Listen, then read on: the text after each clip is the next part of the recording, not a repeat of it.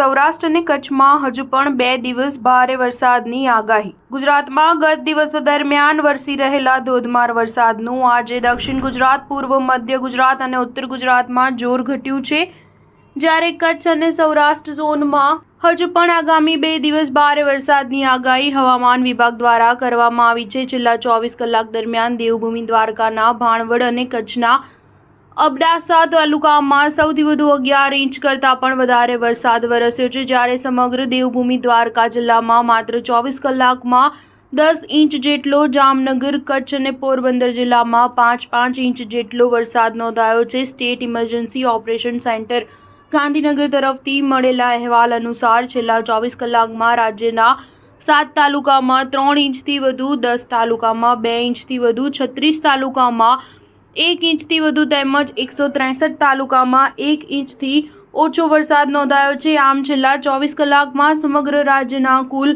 238 તાલુકામાં સરેરાશ 1 ઇંચથી વધુ વરસાદ નોંધાયો છે. બીજી બાજુ હવામાન વિભાગના નિષ્ણાતો અનુસાર આજે પણ ગુજરાતના અનેક ભાગોમાં રેડ એલર્ટની સ્થિતિ છે. આજે દક્ષિણ પશ્ચિમ અને પશ્ચિમ ઉત્તર રાજ્યમાં રેડ એલર્ટ આપવામાં આવ્યું છે, જેમાં કચ્છ અને સૌરાષ્ટ્રના જિલ્લાઓમાં ભારેથી અતિભારે વરસાદની આગાહી છે, જ્યારે મધ્યથી દક્ષિણ ગુજરાતમાં અમદાવાદ, સુરત, ભરૂચ, વલસાડ, તાપી, ડાંગ, બનાસકાંઠા, મહેસાણા, પંચમહાલ સહિતના જિલ્લામાં યલો એલર્ટ આપવામાં આવ્યું છે. આવતીકાલે કચ્છ, મોરબી, સુરેન્દ્રનગર, જામનગર, ગીર સોમનાથ સહિત સૌરાષ્ટ્રમાં છૂટાછવાયા સ્થળોએ ભારેથી અતિભારે વરસાદની આગાહી સાથે ઓરેન્જ એલર્ટ આપવામાં આવ્યું છે, જ્યારે અમદાવાદ, ગાંધીનગર સહિત મધ્ય ગુજરાતમાં હળવા વરસાદ સાથે ગ્રીન એલર્ટ અને દક્ષિણ ગુજરાતમાં અમુક જિલ્લામાં ભારે વરસાદ સાથે યલો એલર્ટ આપવામાં આવ્યું છે. સ્ટાર ન્યૂઝ 7 હંમેશા સચ્ચાઈની સાથે.